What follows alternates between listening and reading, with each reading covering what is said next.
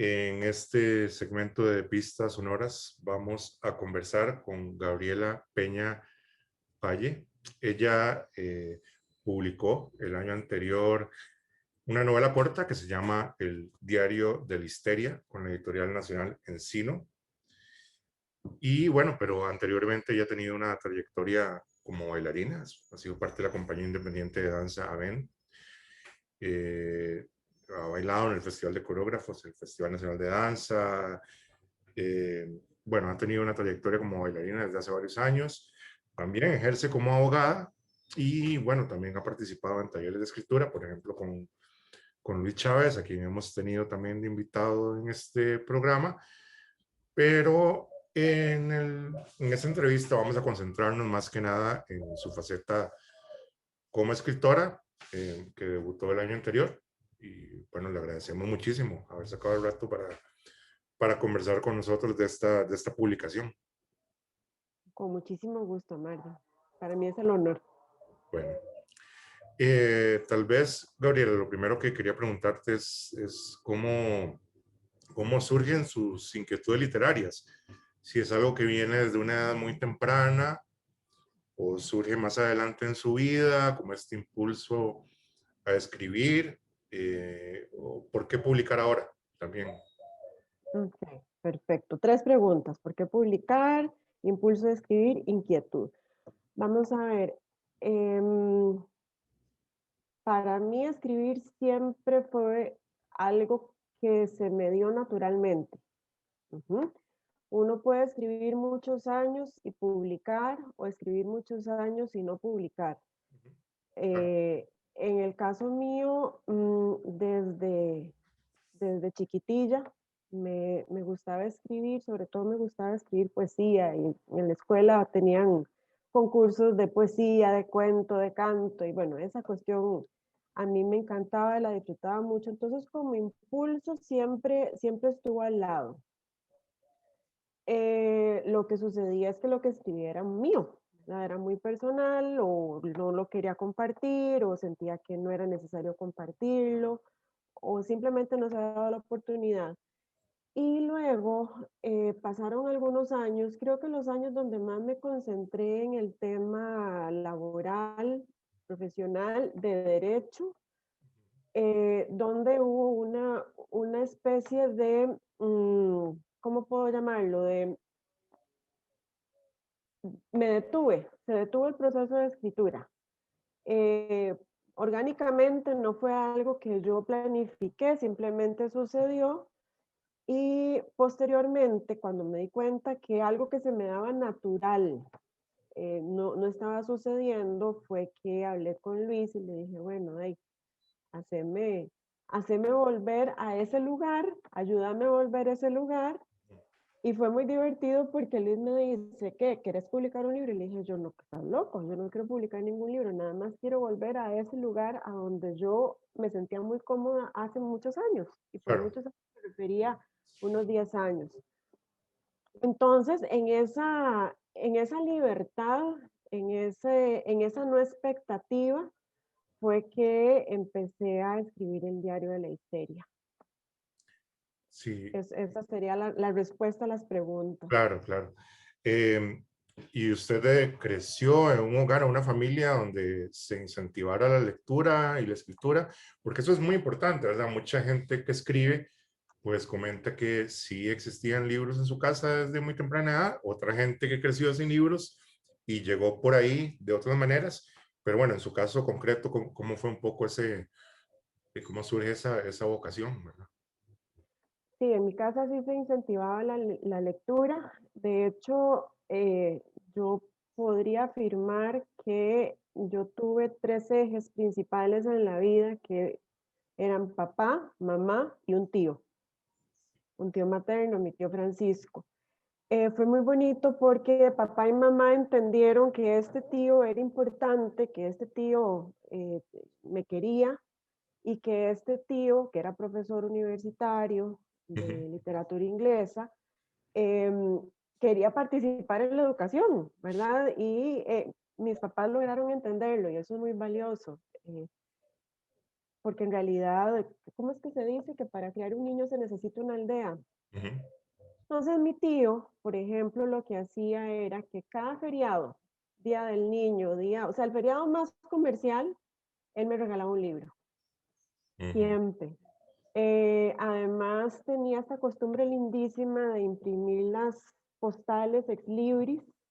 Él mismo las hacía, él mismo las imprimía, ujú, entonces hacía cosas lindas como me invitaba a almorzar, y me escribía en la postal, hoy fui a almorzar con mi padrino Francisco José Hernández Mata, quien me regaló este hermoso libro de Federico García Lorca, y la fecha.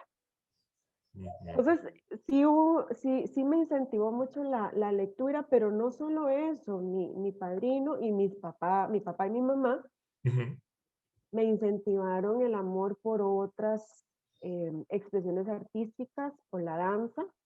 La decisión de que yo estudiara danza fue tomada en un triunvirato, padre, madre, tío. Decidieron a dónde, inicialmente con doña Flor del Carmen Montalbán, después con Cristina Gigirey. Otra cosa lindísima que él hizo una vez fue cuando vino Cristina Hoyos a bailar a Costa Rica, al Teatro Nacional. ujú. Él unas semanas antes me citó a la casa porque él era un hombre muy chapado a la antigua. Me citó a la casa y me tenía un vestido y nuevo y una entrada. Mm, Entonces me dice, este es el vestido para que vayas a ver a Cristina Hoyos y esta es la entrada. Y vimos esta película, se me fue el nombre, se me acaba de ir el nombre, qué tremendo. Carmen. Vimos la película Carmen, me decía, este es el ballet Cristina Hoyos, el ballet flamenco. Era una persona fue una persona que todavía influye en mí. No está ahora en esta dimensión, ujú. pero él sigue ahí, él sigue siempre muy presente.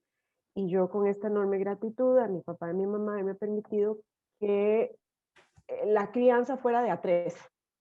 Entonces, sí, en mi casa sí se incentivó mucho la lectura, la música, la danza. Mi mamá es profesora catedrática de la UNA, entonces también todo este tema de la academia resultaba muy importante. Sí, sí hay una influencia por parte de familiares cercanos, significativos. Y bueno, como todos y todas sabemos, la danza es algo muy exigente, que exige casi que uno dedique su vida a eso, prácticamente. Pero la literatura y la lectura también son muy absorbentes, ¿verdad? Entonces, ¿cómo compaginó esas dos pasiones en su vida, siendo la danza algo, tan, como dije, tan exigente, ¿verdad? Sí, vamos a ver, yo soy una creyente de la disciplina. Yo Ujú, creo que la disciplina es lo que marca la diferencia. Uno podrá ser muy inteligente, no tan inteligente, no tan hermoso, muy hermoso. Esos son accidentes de la naturaleza. Pero lo que uno realmente cultiva es la disciplina.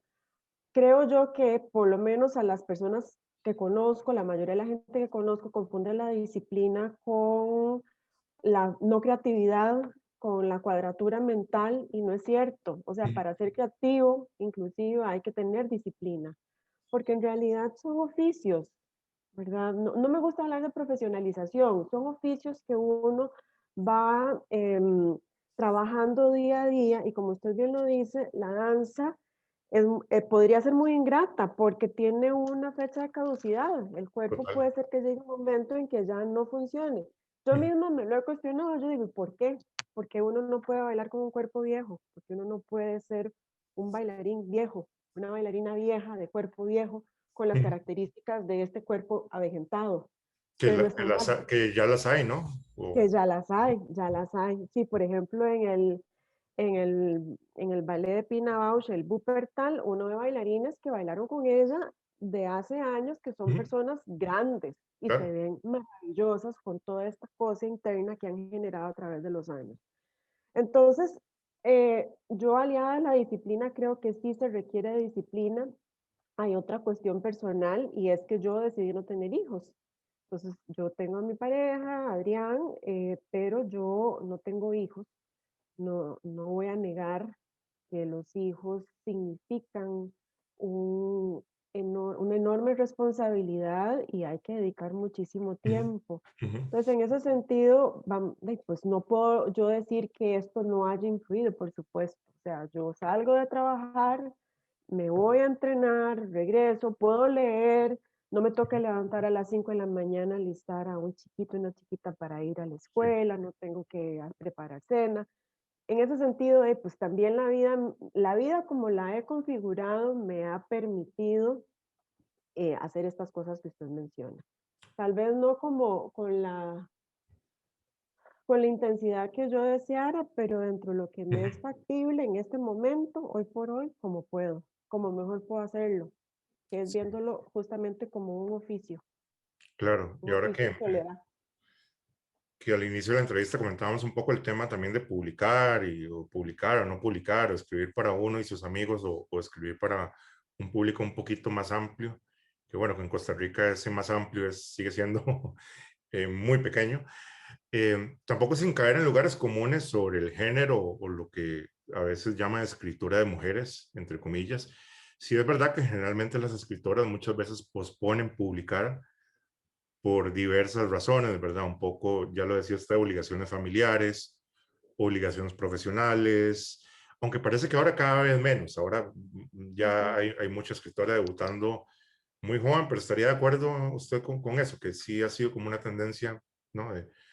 De las escritoras, ¿no? De a veces empezar a publicar un poco más tarde, por también esta sobrecarga de roles que se da en nuestra sociedad hacia las mujeres, ¿no?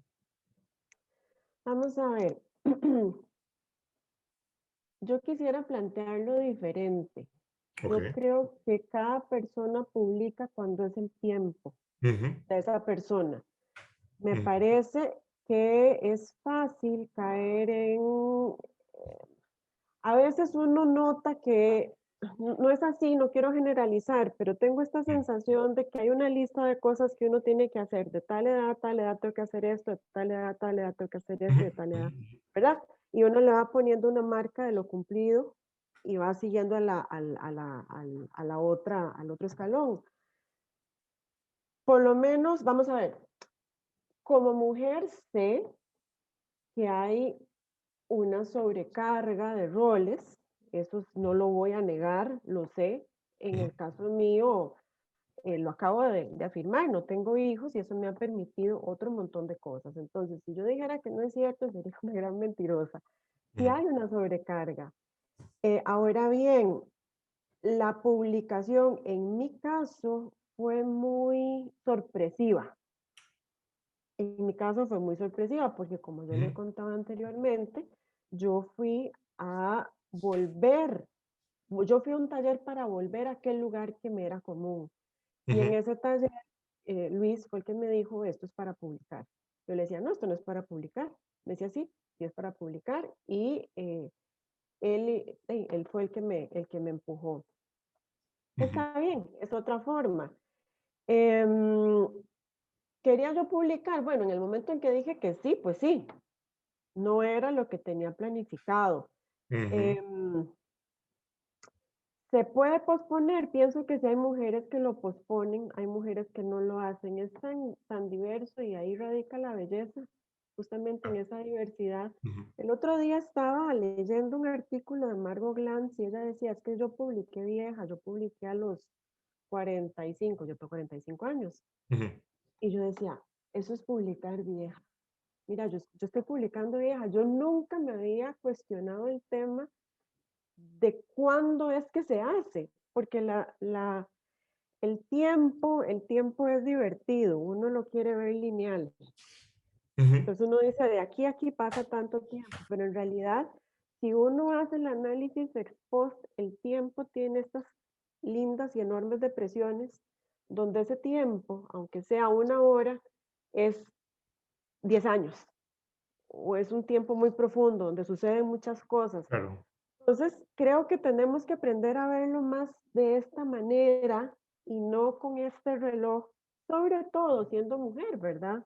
Sí. porque justamente las mujeres tenemos socialmente o culturalmente un reloj biológico que nos está haciendo tic-tac siempre desde que estamos, desde que nacemos. Ujú. Creo que algo de rebeldía que uno puede tener consigo misma es evitar estas referencias al tiempo, me Claro, parece a mí, claro, claro. ¿verdad?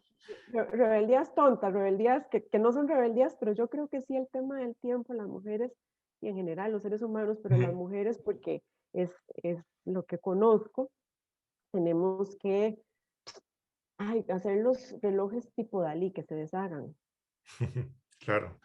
Que ahora, bueno, en referencia a lo que dijo doña Margot Glantz, también hay que pensar que los 45 años de la época de ella, que tiene 90, que cumplió 90, no son los Sí. 45 años del 2021 también, ¿verdad? Han cambiado un Eso montón de también. dinámicas, ¿verdad? Eh, Y eso que usted dice se relaciona con esta noción de tiempo, con grandes depresiones, ujú, donde un segundo puede ser varios años, que exacto, es muy bonito, ¿verdad? Esta relatividad, no sé nada de física, estoy hablando metafóricamente, digamos. exactamente, metafóricamente. Sí, bueno, también ese tema de la edad de publicar tiene que ver mucho con que en países donde hay algo así parecido a una industria editorial y otros en los que no, porque quizás, no sé, en España o incluso Argentina, que son mercados más grandes, sí existe como esa cosa de marketing, ¿no? De la idea del escritor o la escritora joven, que también es un gancho para vender libros.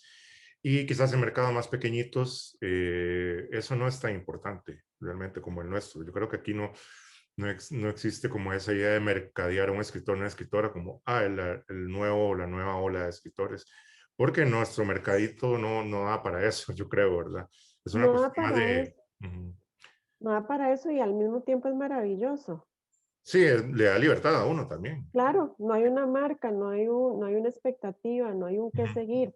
Todas las cosas se pueden hacer de una forma orgánica, como usted bien lo mencionaba antes, pues en el caso mío llegó el momento en que se dio lo del libro. ujú, Antes estaba ocupándome en tener un medio de subsistencia. claro. eh, y todo está bien. Y quizás si yo no hubiese pasado todo ese tiempo procurando ese medio de subsistencia, no habría podido escribir un libro, ¿verdad? Realmente. Todo se une y todo se une como una gran esfera, creo yo. Esa es mi idea del tiempo, esas depresiones, esos círculos, esas Ujú, esferas, estas cosas redondas de ir y venir. Em, Creo yo que este mercado pequeño entonces más bien es una oportunidad para no sentir que uno tiene que caber dentro de cierto nombre, dentro de cierta marca, dentro de cierto cajón. ujú. Brinda libertad. Ujú. Sí, y bueno, un poco el proceso de escritura del libro, ¿cómo fue? ¿Se depuró mucho con este trabajo junto a Luis Chávez o ya pensaba en una extensión relativamente corta, ¿verdad? De capítulos muy breves o cómo fue? ¿Fue así siempre desde el inicio o fue un poco que usted lo fue depurando con el tiempo? Vamos a ver, fue así siempre. Yo hablo de este libro como la metáfora que uso es, no sabía que estaba embarazada y se me vino el chiquito. Ujú, Entonces, probablemente en el fondo uno lo sabe, pero no era algo que yo verbalizara. Fue saliendo, salió rápido, lo escribí en 8 meses, pero nuevamente, eh, probablemente lo estaba escribiendo años antes, ah, sí. ¿verdad? Y a la hora de depurarlo, corregirlo, yo, el otro día me decía Liz, es que no es el diario de la neurosis, es el diario de la histeria, no es el diario de la obsesión, es el diario de la histeria. Porque quizás a la hora de depurarlo sí me concentraba yo mucho, no me concentraba tanto en el tiempo a lo largo, sino en la intensidad de los momentos que tenía yo para poder revisarlo, para poder Claro, depurarlo. claro, claro. Entonces, sí tiene mucho trabajo. De hecho, el otro día saqué una maleta donde están los borradores de este libro que es chiquito, una Ujú, novelita chiquita, y los borradores son un ampo. Yo sí trabajo en papel, digamos, yo escribo en Ah, computadora, pero a la hora de revisar, reviso en papel. ujú, Y el borrador es un AMPO de todas las veces que pasé por ahí, que leí, que taché, que revisé, que se lo llevé, que lo volví a revisar. ujú, Eh, entonces, sí, sí hay un trabajo de depuración intenso, claro, no temporalmente, sino laboralmente. sí, Oficio, hay oficio, sí, sí, sí, o sí. intenté que hubiese oficio. Porque por supuesto yo sé que es el primer libro, no tengo experiencia, hay que hacer hay que hacer un esfuerzo mayor. Ujú, claro. Pero no podría decir que cuando uno lee, incluso sin escribir, ya está escribiendo, en el sentido de que un poco todo eso es entrenamiento y es formación para lo que uno eventualmente llega a escribir. O sea, cuando uno se pone a escribir, ya lleva un bagaje y también como una visión de la literatura, de lo que a uno le interesa, de lo que uno cree que puede hacer y lo que no puede hacer también, ¿verdad? El Y proceso de lectura eso, también es como escribir, de alguna manera, no sé, por lo menos para mí. eso que usted dice es muy interesante y yo lo comparto e inclusive lo amplío. Ujú, No solo leer, cuando uno ve danza, ujú, ya uno está entendiendo cuestiones, por ejemplo, como el ritmo. Ya de alguna manera intuitivamente uno está entendiendo temas de narrativa, uno está entendiendo algo de la simbología, de la metáfora, de la semiótica, ujú, cuando uno ve cine, cuando claro, uno ve pinturas. Y algo que yo he contado con respecto al diario es que a mí me ha llamado la atención siempre cómo expresiones artísticas, como por ejemplo la danza y la pintura, lo llevan a uno a sentir cosas con tanta intensidad sin palabras, sin palabras. Entonces, algo que a mí me movió a la hora de escribir el diario es cómo lograr con palabras estas sensaciones que siente uno cuando ve una obra en teatro, ajá, sin, sin nada, sin ningún diálogo, y uno se emociona, y uno llora, y uno sonríe, y uno se enoja, y uno tiene todo este sinfín de sensaciones. ¿Cómo lograr eso? Y desde ahí sí traté de hacer un ejercicio para escribir el diario, que es justamente tratar de conectarme al momento de escribir con las sensaciones asociadas a una emoción, no con la emoción, sino con la sensación asociada a la emoción, ujú, ujú. que se siente en el cuerpo. Sí, ¿Qué sensación siento yo en el cuerpo con una emoción determinada? Y a partir de eso, a partir, digamos, de ese momento de concentración y de autocomunicación, empezar a escribir. claro. Esa fue la dinámica. Ujú. Sí, porque un poco con relación a lo que usted acaba de decir, hay escrituras que son muy concretas, ¿verdad? Que estilos de narrar que nos ubican en una época, ¿verdad? Que usan los modismos de la época, las referencias a la cultura popular, incluso hay un contexto sociopolítico que está muy presente, pero me parece que en esta novela usted va por otra dirección, que yo no diría que es necesariamente atemporal, pero sí es más abstracta, como usted lo decía, al menos es menos concreta, ¿verdad? Que me recuerda un poco a algunas obras de Margot Glantz, que ya mencionamos, Ujú. a algo de Lispector por ahí, a veces hacer comparaciones puede ser un poco trivial, pero sí noté eso, ¿no? Que es como lo contrario de una escritura concreta, es más, Sí, digamos, visceral y un poco eso, como evocativa de sensaciones. es visceral y es evocativa de las sí, sensaciones físicas. Por Ujú, lo menos eso es lo que traté. Eso ujú, es lo que traté. Si esa es la forma correcta de decirlo. ujú, Pero sí, sí hay una búsqueda por llevar a la palabra lo que no se dice, lo que se siente. ujú, claro. Que otro aspecto que rescato del libro también es que, a ver, esta es mi lectura personal, ¿verdad? Pero siento que a veces va un poco a contracorriente con cierto discurso contemporáneo sobre las relaciones afectivas, ¿verdad? Que son frases y clichés a veces que empiezan a dar vueltas por ahí, por ejemplo, como si duele no es amor, o también esta idea de calificar cualquier cosa como tóxica, ¿verdad? Y a mí me da la impresión que la voz narradora de la novela no intenta ocultar su vulnerabilidad ni todos estos aspectos, digamos, problemáticos que pueden tener las relaciones afectivas, que a veces nuestro discurso contemporáneo siento que quiere sanitizar a veces un poco. No sé, usted, ¿cuál es su perspectiva? Es muy parecida a la suya. Es muy parecida a la suya y voy a tratar de desarrollarla. En las artes escénicas la vulnerabilidad es un superpoder. Si uno logra mostrar esa vulnerabilidad, sea lo que eso signifique para cada persona en particular, sí existirá una comunicación con el público. Y le voy a poner un ejemplo. Usted puede ver a un bailarín muy virtuoso, que uno dice, ¿cómo hizo eso? Pero uno no siente. Y de pronto uno ve a un bailarín, por ejemplo, en Café Müller, una de las bailarinas de Pina, una mujer muy entrada en años, que pues ya no tenía ese virtuosismo, pero tenía una comunicación tan imponente con el público, mostrando esa vulnerabilidad, esa locura, ese estar en otro sitio, que pues justamente ejemplifica esto que le digo, la vulnerabilidad en las artes escénicas es un poder y por qué no debería hacerlo en otro tipo de expresión artística. Yo personalmente creo que los seres humanos somos luz y sombra, yin y yang, como se le quiera llamar, y no podemos esconder eso, y no tenemos que esconder eso.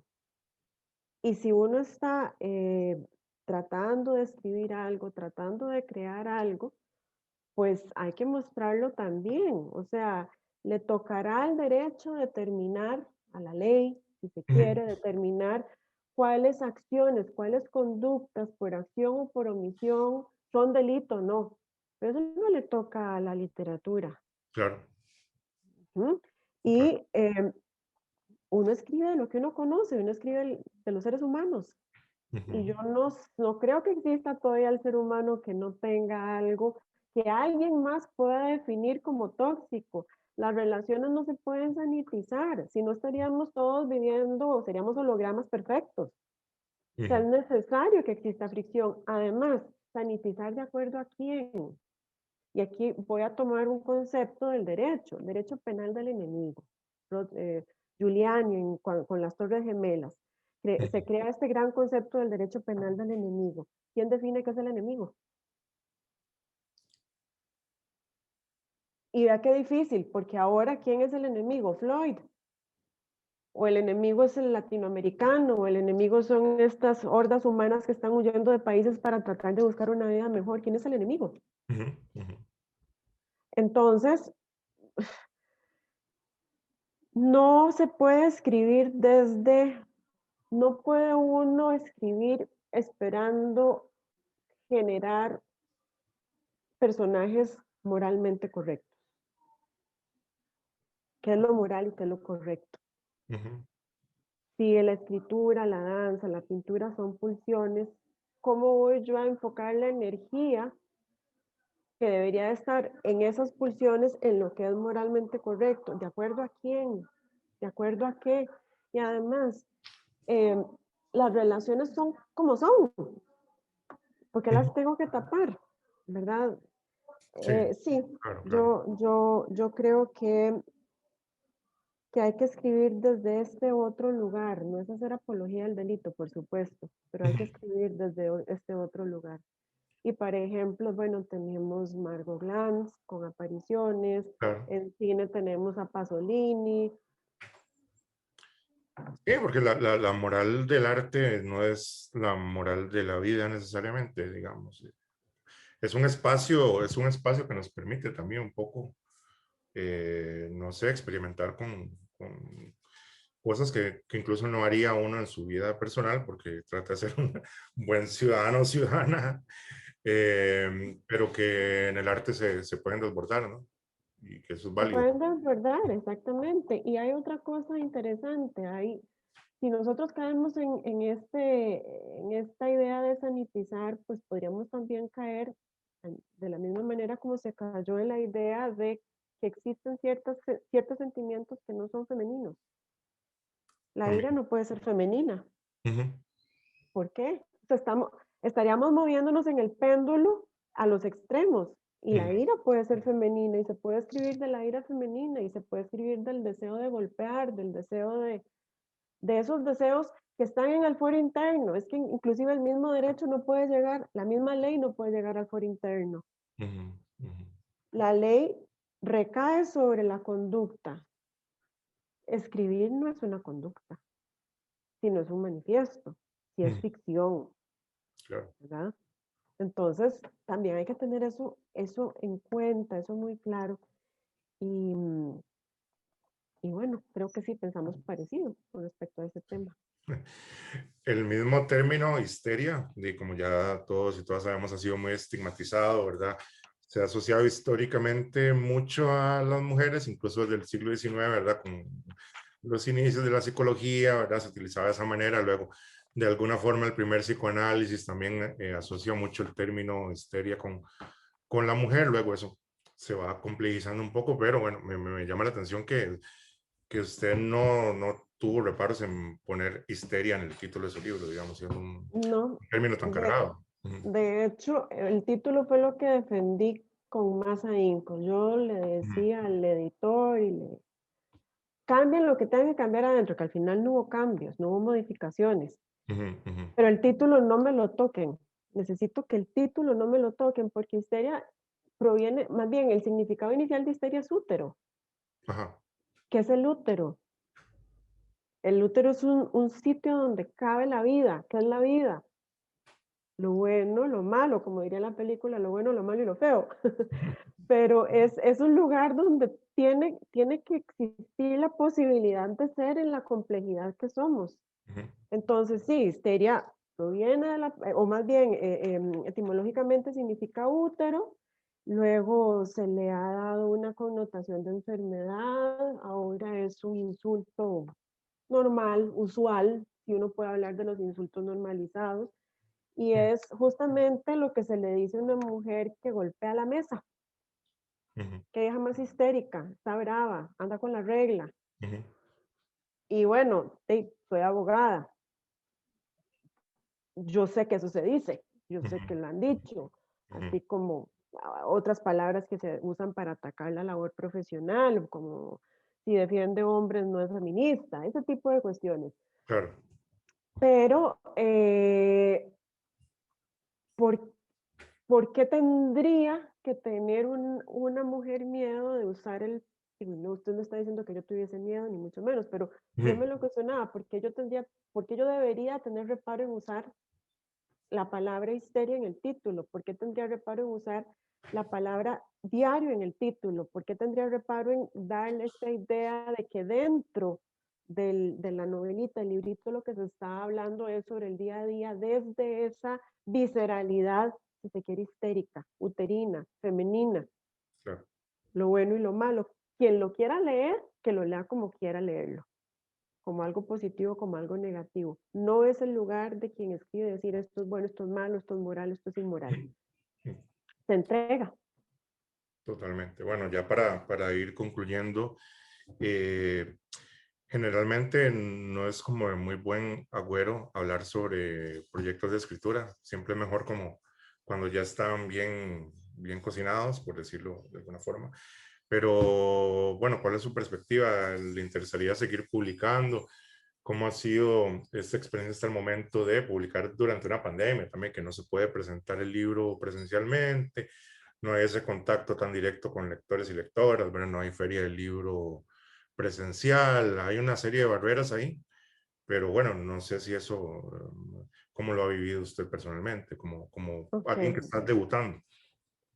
Bueno, vamos a ver, hay dos preguntas. Empecemos por la segunda. A mí me ha parecido muy emocionante publicar en pandemia. Ah, Muy emocionante, porque es una publicación en una situación muy distinta a la que uno se pudo haber imaginado. ujú, Entonces, me parece como experiencia de vida una cosa maravillosa. Por supuesto que yo hubiese querido tener una presentación física, por supuesto que en física, la presencial, por supuesto que me habría gustado estar en la Feria del Libro, por supuesto. Pero decir que uno publicó en pandemia es un acto fuerte, es bonito lo que uno ha aprendido, la flexibilidad, la necesidad de estar cambiando, de estar modificando el día a día, de no pensar en más allá del mañana. Ujú. A mí me parece una oportunidad. Además, la gente está en casa, la gente está leyendo un poco más, me imaginaría yo. Las cuestiones virtuales, aun cuando tienen esta cosa terrible del no cuerpo, que me parece a mí tremenda, Ujú.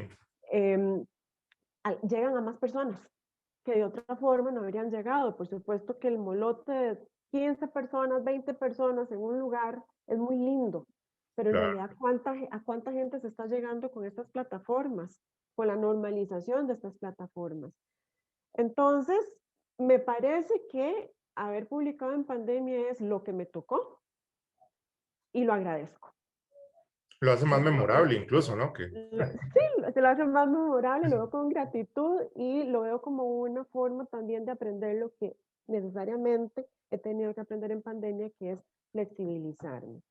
Con respecto a publicar, vamos a ver, tal vez me devuelvo. Lo que yo quería en el inicio, al inicio de empezar esto, era volver a escribir. Si vuelve a darse la oportunidad de publicar, yo también lo agradecería muchísimo. Sí me gustaría, no voy a decir que no me claro. gustaría, sí me gustaría, pero lo que le puedo decir es que he tratado de mantener esta disciplina de tratar de escribir siempre y algo hay, sí, Ujú. si hay un producto, si hay un producto que no sé si se parece al diario, si no se parece, cómo es, algo hay. Tengo que, tengo que tomar distancia, tengo que sentir primero que ya acabó y luego necesito tomar distancia. Pero para mí, en lo personal, lo que es importante es que sí he seguido escribiendo. Claro. Bueno, les recuerdo que el año anterior salió este libro, Diario de la Histeria, de Gabriela Peña Valle, en la editorial Encino. Y bueno, le agradecemos muchísimo a Gabriela por haber sacado el rato para hablar con nosotros en Pistas Sonoras sobre cómo ha sido la experiencia de publicar, también cómo ha sido su proceso de escritura. Y bueno, ojalá que más adelante pues podamos hablar del próximo libro, ¿verdad? Muchas gracias. Muchas gracias. Muchas gracias a usted. Que pase muy bonito.